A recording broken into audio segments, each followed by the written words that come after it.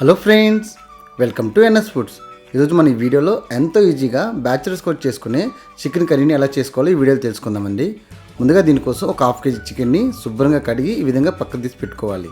ఇప్పుడు ఇందులో కొంచెం పసుపు, అదేవిధంగా ఒక పావు టేబుల్ స్పూన్ అనేది కొరియాండర్, 2 టేబుల్ స్పూన్ కారం, అలాగే రుచికి సరిపడా సాల్ట్ వేసుకోవాలి. ఇప్పుడు ఇందులోనే 1 టేబుల్ స్పూన్ అల్లం వెల్లుల్లి పేస్ట్ యాడ్ చేసుకోవాలి. అలాగే 1 టేబుల్ స్పూన్ ఆయిల్ వేసుకొని ఒక 120 ml పెరుగును వేసుకోవాలి.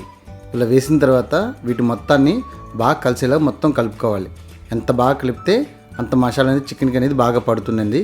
ఈ విధంగా మొత్తాన్ని బాగా కలుపుకోవాలి. ఇలా మొత్తం బాగా కలిసిన తర్వాత ఇప్పుడు దీన్ని ఒక 1 అవర్ పాటు మూత పెట్టి మ్యారినేట్ చేసుకోవాలి. ఇప్పుడు 1 అవర్ తర్వాత మూత చూసినట్లయితే మనకి చికెన్ అనేది బాగా మ్యారినేట్ అయిపోయి ఉంటుంది. ఇప్పుడు ఈ చికెన్ పక్కన పెట్టుకొని ఇప్పుడు స్టవ్ ఆన్ చేసి ప్యాన్లో 2 టేబుల్ స్పూన్ ఆయిల్ వేసుకోవాలి. ఆయిల్ అనేది హీట్ ఎక్కిన తర్వాత ఇప్పుడు ఇందులోనే ఒక 2 ఆనియన్స్ పెద్దవి ఈ విధంగా సన్నని ముక్కల్లా కట్ చేసి వేసుకోవాలి.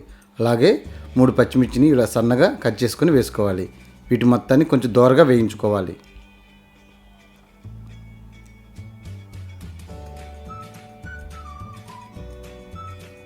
ఈ విధంగా కొంచెం దోరగా వేగిన తర్వాత ఇప్పుడు ఇందులోనే కొంచెం కరివేపాకు వేసుకొని వీటిని కూడా మనం బాగా మగ్గించుకోవాలి.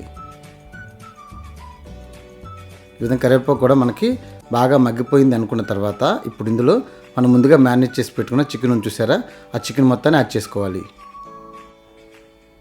ఈ విధంగా చికెన్ యాడ్ చేసిన తర్వాత మంట అనేది మీడియం ఫ్లేమ్లో పెట్టుకొని దీని మొత్తాన్ని మనం బాగా కలుపుకోవాలి.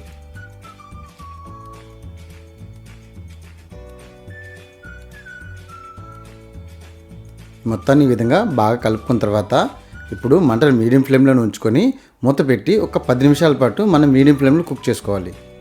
ఒక 10 నిమిషాల తర్వాత మూత తీసి చూసినట్లయితే చూసారు కదా, వాటర్ అనేది అసలు యాడ్ చేయలేదు అయినా సరే వాటర్ అనేది మన చికెన్ నుంచి బయటకు వచ్చినాయి. ఈ విధంగా వాటర్ అనేది మొత్తం పోయేలాగా చూసుకోవాలి. ఇప్పుడు ఇందులో ఒక సన్నగా కట్ చేసుకున్న 2 టమాటాలని ఈ విధంగా యాడ్ చేసుకొని వీటిని కూడా మొత్తం బాగా కలిపి మొత్తం మ్యాష్ అయ్యేలా చూసుకోవాలి. ఇప్పుడు టమాటాలని ఈ విధంగా బాగా కలుపుకున్న తర్వాత మళ్ళీ మనం ఇంకోసారి మూత పెట్టి ఒక 5 నిమిషాల పాటు మీడియం ఫ్లేమ్లో కుక్ చేసుకోవాలి. ఒక 5 నిమిషాల తర్వాత మూత తీసి చూసినట్లయితే మనకు టమాటాలు కూడా బాగా మగ్గిపోయి ఉంటాయండి. చూసారు కదా, వాటర్ అనేది ఇంకిపోయింది. ఈ విధంగా వచ్చేలా చూసుకోవాలి. ఇప్పుడు ఇందులో కొంచెం గరం మసాలా యాడ్ చేసుకుంటున్నాను అండి. గరం మసాలా వేయడం వల్ల చికెన్ అనేది చాలా బాగుంటుంది. ఈ విధంగా కొంచెం గరం మసాలా యాడ్ చేసుకొని గరం మసాలా చికెన్కి అనేది బాగా పట్టేలాగా మొత్తం కలుపుకోవాలి. ఇలా కలుపుకొని ఇప్పుడు దీన్ని కూడా మూత పెట్టి ఒక 2 నిమిషాలు